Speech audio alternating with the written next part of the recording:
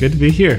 Let's jump right into it. And can you give me a bit of a synopsis of what went on last September? So since our opportunity to get together in the PL, folks from all over the province provided feedback. We had over 800 individuals, between groups and individuals, provide responses on the survey. From that, we took a look at them. What are people saying? What's important to people?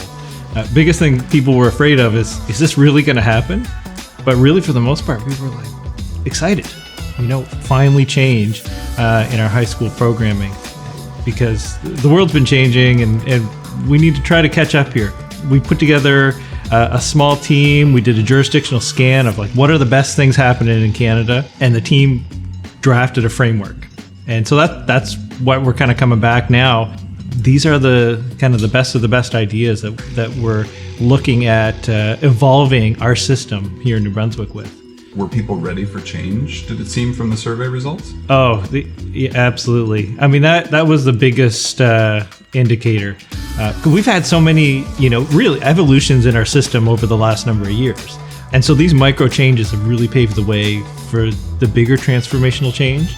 Without the bigger change, it's going to help support all those micro changes, right? It's just going to make it a more seamless system, more equitable system. When we're looking rural to urban, we're looking, different school sizes, different populations through New Brunswick. We want people to be students and teachers to have a more similar experience in education. We want them to be able to have access to the same courses, same but different experiences in the community as they reach out, and just for all learners.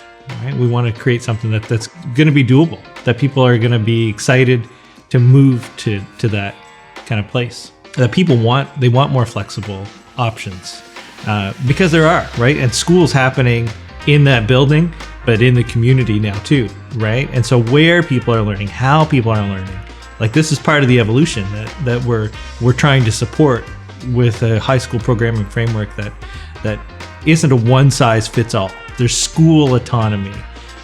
It promotes, really the picture of that portrait of a learner in our students to develop the global competencies and to work towards, really just that brighter future, like we talked about before in the fall. So some of the biggest changes we're looking, so moving from credits to credit hours. Sounds, what does that really do? But it really opens the door on how we offer credits. At credit hours, it's not an all or nothing. It's not a one.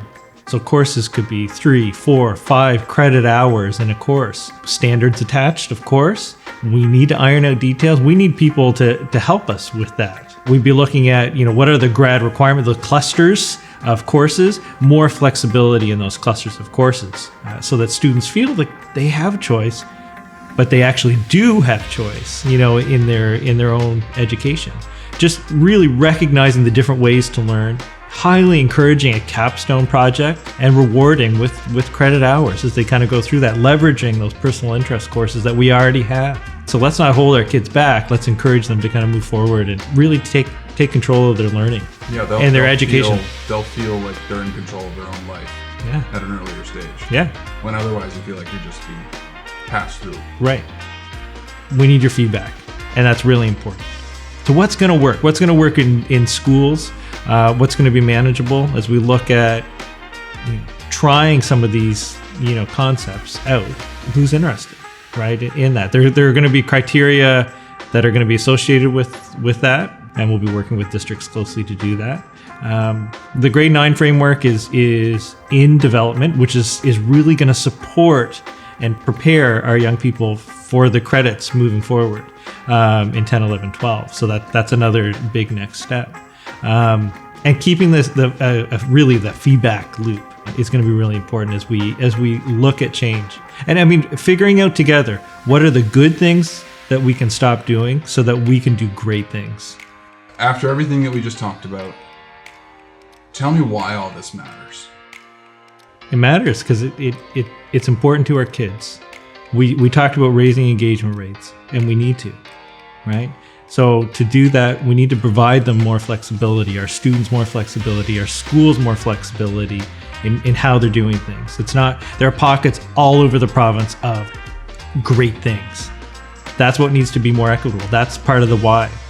We need to build those innovation networks within our province so that people are talking about the great things they're doing and they have permission to do them. And our schools will benefit and our students are going to benefit as we move forward. How can you describe the evolution that's happening in the education system right now? The evolution really, it's about enhancing student engagement. It's about building capacity within our system and within our educators and schools, and really recognizing the value of many different types of learning experiences and how we can leverage those to create a really a system that meets the needs of our students, schools, communities, and in general New Brunswick. You know, we have our personal interest courses, which are great. We have, you know, different ways that co-op, experiential learning are being leveraged within our system. We have our centers for excellence, which are providing different opportunities in our system. We have schools that are allowing students to access credits in different ways even right now. But again, pockets, right? But those pockets happen when schools see a need and they're responding, right? They're trying to do that. So what's the process of seeing this move forward? Or what needs to happen?